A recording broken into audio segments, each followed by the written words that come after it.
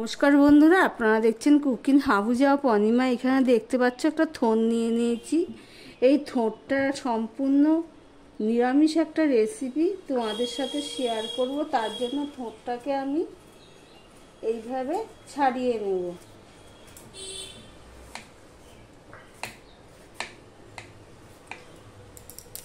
দেখো, থোড়টাকে পুরো পাতলা করে আমি এইভাবে নিয়ে নিয়েছি ছাড়িয়ে।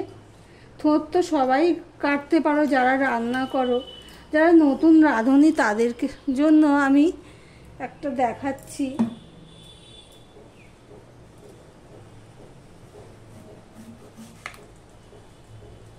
দেখো বন্ধুরা, এরকম একটা আঁশ বেরোয়, আঁশটাকে এইভাবে নিয়ে নিতে হবে।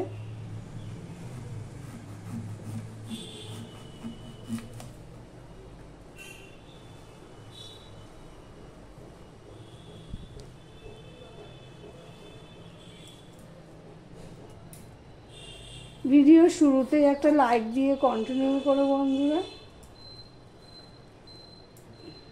সম্পূর্ণ পেঁয়াজ রসুন ছাড়া একটা রেসিপি, খেতে লাগবে অসাধারণ। ভাত রুটি দুটোর সাথেই ভালো লাগবে।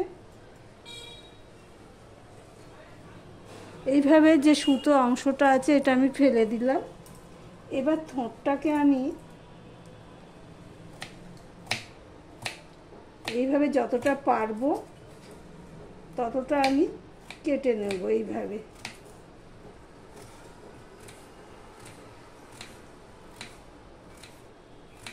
থোড়টা খুব নরম থোড়। এইভাবে দেখো কেটে নিচ্ছি।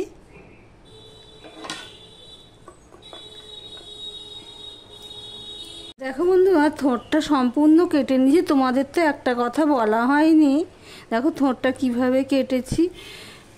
এই থোড়টা কিন্তু আমি গোটা ধুয়ে নিয়ে তারপরে ছাড়িয়েছি, যার জন্য এই থোড়টা কিন্তু আমি আর ধোবো না।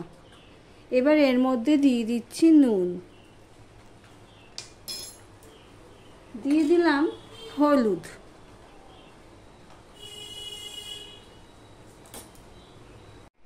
এবার নুন হলুদটা দিয়ে আমি এটা পুরো মাখিয়ে নেব। আমি ছোটোবেলার থেকে আমার মাকে দেখে এসেছি থোড়টাকে আগে ধুয়ে নিয়ে তারপরে কেটে এইভাবে নুন হলুদ মাখিয়ে রাখে। সেইভাবেই শিখে এসেছি, কিন্তু ভালোই হয়।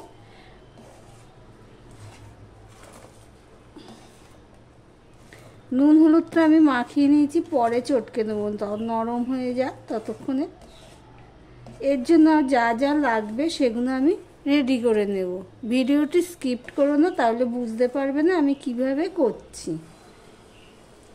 এদিকে দেখো কড়াই বসিয়ে দিয়েছি, কড়াইটা গরম হয়ে গেলে দিয়ে দিলাম সাদা তেল। এই রান্নাটা আমি সাদা তেলেই করছি, তোমরা চাইলে সর্ষের তেলে করতে পারো।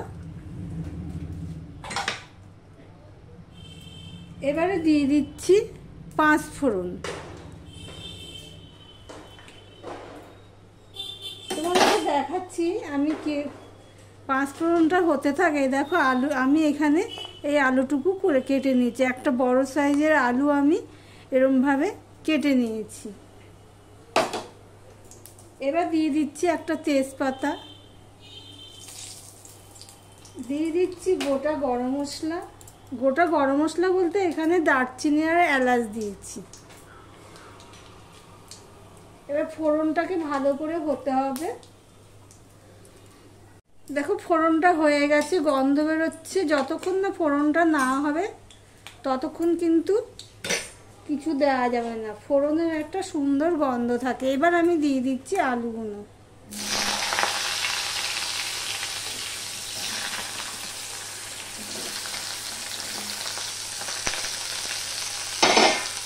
দিয়ে দিচ্ছি অল্প একটুখানি নুন, যেহেতু থোড়ের মধ্যে আমি নুন দিয়েছি সেটা বুঝে দিতে হবে। এবার আলুটাকে আমি ভালো করে ভেজে নেব। এই পর্যন্ত যারা ভিডিওটি দেখছো লাইক দিতে ভুলে গেছে, চট করে একটা লাইক দিয়ে কন্টিনিউ করো। দেখো বন্ধুরা, আলুটা ভাজা হয়ে গেছে, প্রায় অর্ধেকের বেশি সিদ্ধ হয়ে গেছে, সিদ্ধই হয়ে গেছে। এই অবস্থায় আমি দিয়ে দিচ্ছি হলুদ, দিয়ে দিলাম আদা, দিয়ে দিলাম 4টে কাঁচা লঙ্কা চেরা। এগুলো দিয়েও আমি একটুখানি মিশিয়ে নিয়ে ভেজে নেব।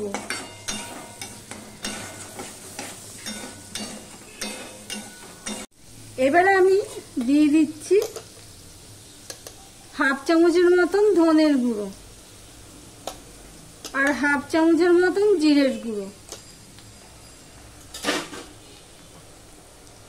দিয়ে দিলাম অল্প একটুখানি জল। এখানে কিন্তু আমি কাঁচা লঙ্কাই ব্যবহার করছি, শুকনো লঙ্কার ব্যবহার করব না। এবার আবারও ঢাকা দিয়ে আমি একটুখানি ভেজে নেব। এখন মশলাটা অর্ধেকটা কষানো হয়ে গেছে। এবারে আমি 2 চামচের মতন গোবিন্দভোগ চাল আগে থেকে ধুয়ে শুকিয়ে রেখেছিলাম, সেগুলো আমি দিয়ে দিলাম। হ্যাঁ বন্ধুরা, গোবিন্দভোগ চাল দিয়েই এই রেসিপিটা করছি।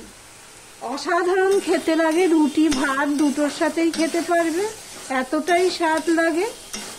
একদম কম মশলায় এই রেসিপিটি। এবার চালটাও কিছুটা ভাজা হবে, মশলাটাও কষানো হয়ে যাবে। এদিকে দেখো মশলাটাও কষানো হয়ে গেছে আর চালটাও ভাজা হয়ে গেছে। দেখতেই পাচ্ছ পুরো শুকনো শুকনো হয়ে গেছে। এই অবস্থায় দেখো বন্ধুরা, এখানে আমি এটা ভালো করে এইভাবে চটকে চটকে নিচ্ছি। দেখো কতটা জল বেরিয়েছে। এবার এটা আমি দিয়ে দিচ্ছি। যেহেতু জল লাগানো যায়নি সেই জন্য থোড়ের কালারটাও কিন্তু চেঞ্জ হয়নি। তোমরা এইভাবে একবার করে দেখতে পারো। থোড়টাকে পুরো গোটা ধুয়ে নিয়ে তারপরে কেটে নুন হলুদ মাখিয়ে রাখতে পারো। তোমাদের সাথে কথা বলতে বলতে আমি সম্পূর্ণটা দিয়ে দিলাম। এবারে থোড়ের জলটা রেখে দিলাম, পরে দেব, কেননা চালটা তো সিদ্ধ হতে হবে সেই জন্য। এবার এটা দিয়েও আমি একটুখানি কষিয়ে নিচ্ছি, দেখতেই পাচ্ছ। এবারে আমি অল্প একটু জল দিয়ে দিলাম, থোড়ের জলটাই দিয়ে দিলাম।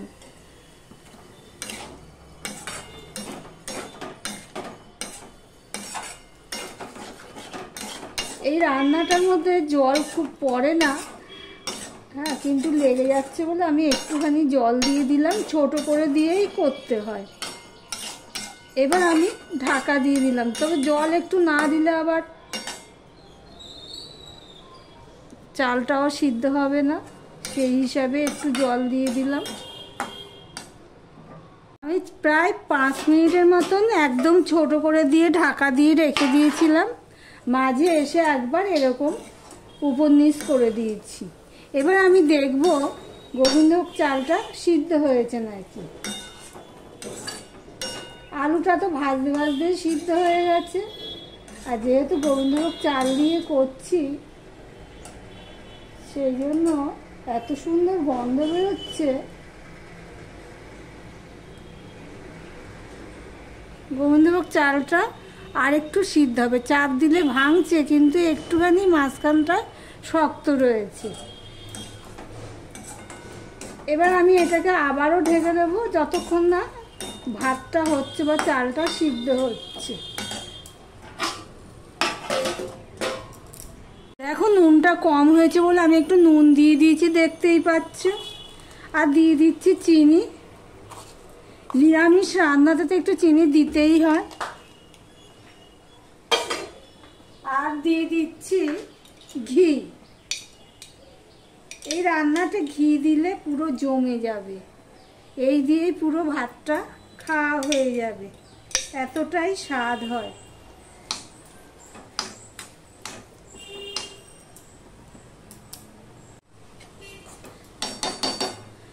ঘিটা দিয়ে